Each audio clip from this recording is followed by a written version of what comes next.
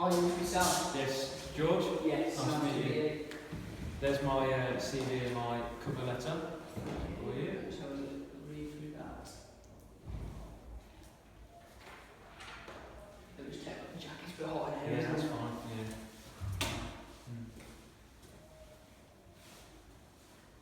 Yeah. Right, let's get started. Mm. So, first of all, why do you want the job? I want this job because I want to bring something different to the leisure centre. I feel as though people will enjoy it more when I'm a personal trainer, and I also feel as though the reason why I want a personal trainer, I want this job, is because my passion is helping people achieve their goals, whether it's lose weight, gain muscle mass, or just to get fit. I like helping people achieve what they want to do. Okay. So, what do you see as your greatest professional strengths? One of my greatest strengths is that I'm very proactive. For example, when I was at the old leisure centre in my old job, I used my proactiveness and my initiative to. I wasn't on shift. I wasn't on shift for another hour and a half.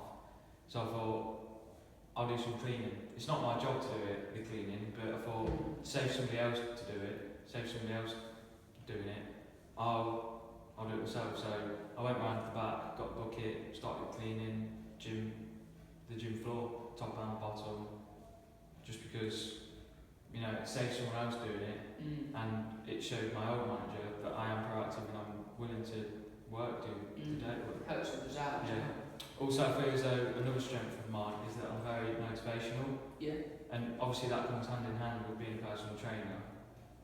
You need to be able to motivate people to do things, and I feel as though I've always been able to motivate people, and I think that's why I became a personal trainer, rather than being a personal trainer and then getting the motivational skill. I had it from sort of very early on in my life, so that sort of drew me towards the personal training career, and it's helped me massively. Okay. What do you consider to be your weaknesses? One of my weaknesses is that I can sort of forget to be organised. You know, I won't miss important things, but it's little things that I might forget. But I've realised that myself, and I thought to myself, what can I do to, you know, prevent that? And I thought, making notes in my calendar, timer, alarms on my phone, you know, it's helped me. I've done it for the past few months now, and it's really helped me. I wouldn't say it's a massive weakness anymore. Okay.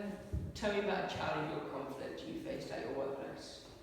A challenge that I've faced is that when I was working in the old leisure centre, an old man, well, I say old, he was probably about 65, 70, he was on a treadmill, and he'd actually collapsed and gone into cardiac arrest.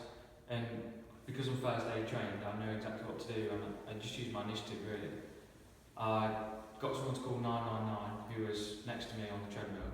So she called 999, and then I went downstairs, got the defib out the case, and, you know, informed the manager, went back upstairs and started to perform CPR, and it saved his life. So I think that's a good challenge to. So you dealt with it the right way. Right. What's the time you've exercised your leadership?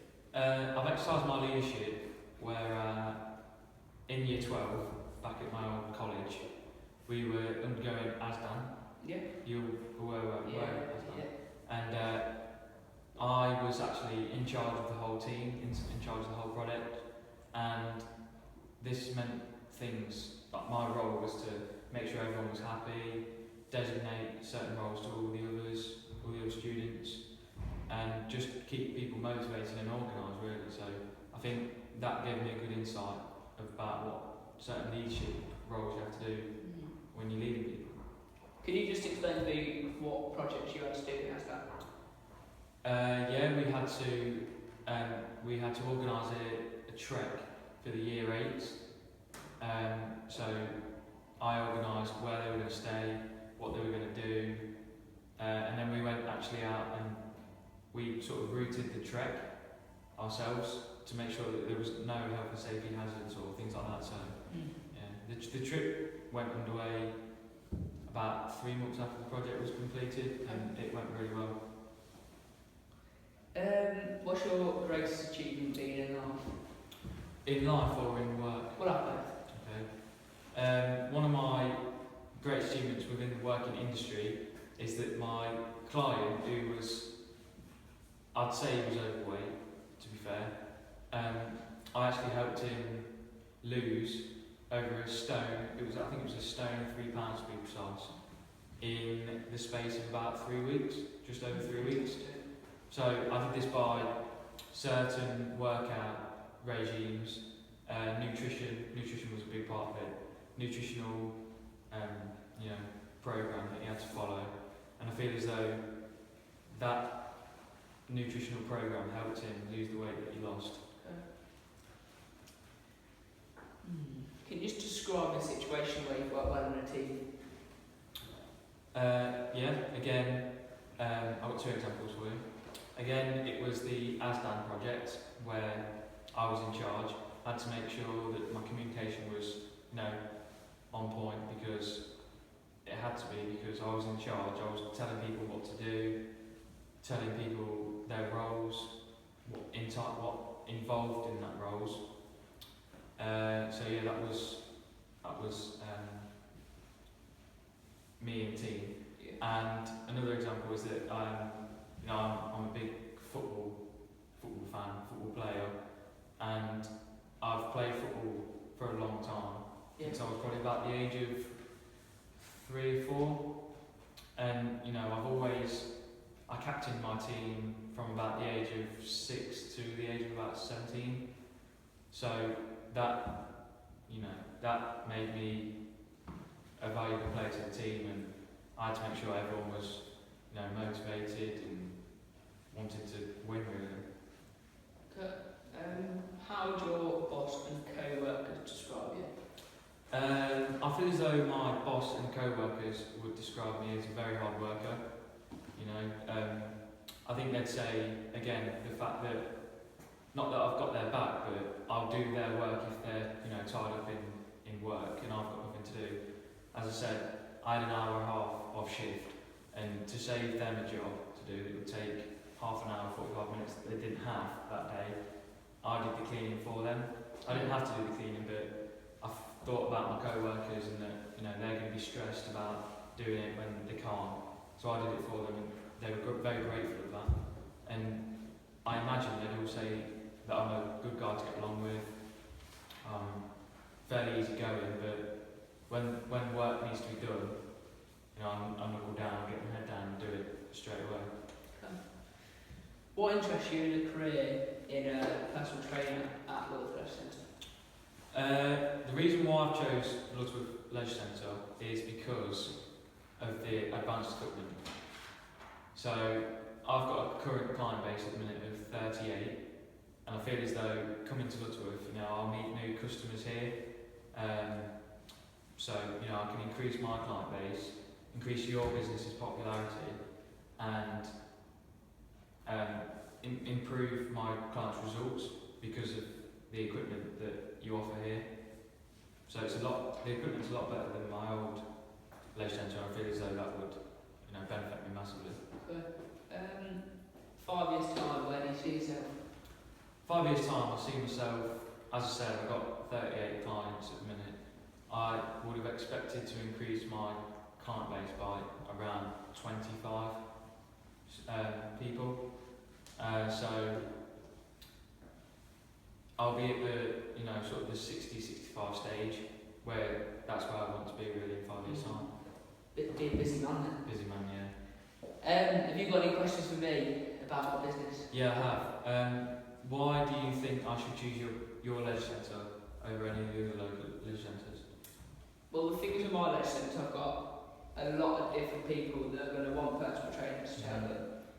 And out of all those people, you're not just going to have one person who wants to lose weight and one person who wants to gain weight.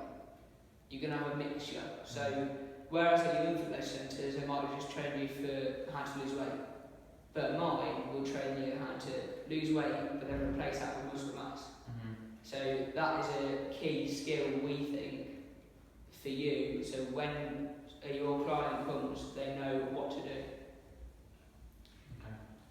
Okay. After looking through your CV, I just want to ask you about you working at St Thomas Hesley in the P Yeah. department. Can you just explain what you did there? Yeah, basically this was in year 10. I was at Catswalk Community College, my first year, and I had to, this was 2 weeks work experience, I had to go back to my old school, which was Thomas Hesley, and I was in the PE department, just sort of helping them set up the lessons, showing my organisational skills, and they actually made me, plan out a lesson that the qualified teachers then took, and the students said the feedback that I got was, it was a fun lesson, it was better than most of the other lessons that the teachers take. So I feel as though that was sort of a kickstarter to my personal training career. Yeah, absolutely. If they asked you to lead your own session, do you think you'd have the confidence to do that? When I was at work experience, yeah, because as I say, I'm a people person. I like talking to people, I like interacting with people, and I feel as though when I was in charge, I had everyone's attention, everyone was listening to what I was saying, doing what I was asking them, really. So, yeah, I think I could have easily led a session on my own. If you were going to work for me, I think in my business, my PTs need 4 main skills, and they consist of communication, team working, hard working, and a few interpersonal skills. Do you think you've got that? Yeah, I mean, I'm a very approachable person, so if I was on the gym floor, I wouldn't be standing there like some of the personal trainers that you see with their arms crossed like that, like, don't talk to me, but I always keep it in my head that, hands behind your back, make sure you're smiling at everyone, all the customers that are coming in, just so they get the feeling of, I want to go to the gym rather than I'm going to the gym and people will sort of laugh at me because I might be a bit overweight. So I've just given that reassurance that everyone's here for the same reason, and that's the end goal, really. Fantastic. I think that's our interview over. Thank you. I hope to hear from you soon. Yes, thank you. Right, thank you. Cheers.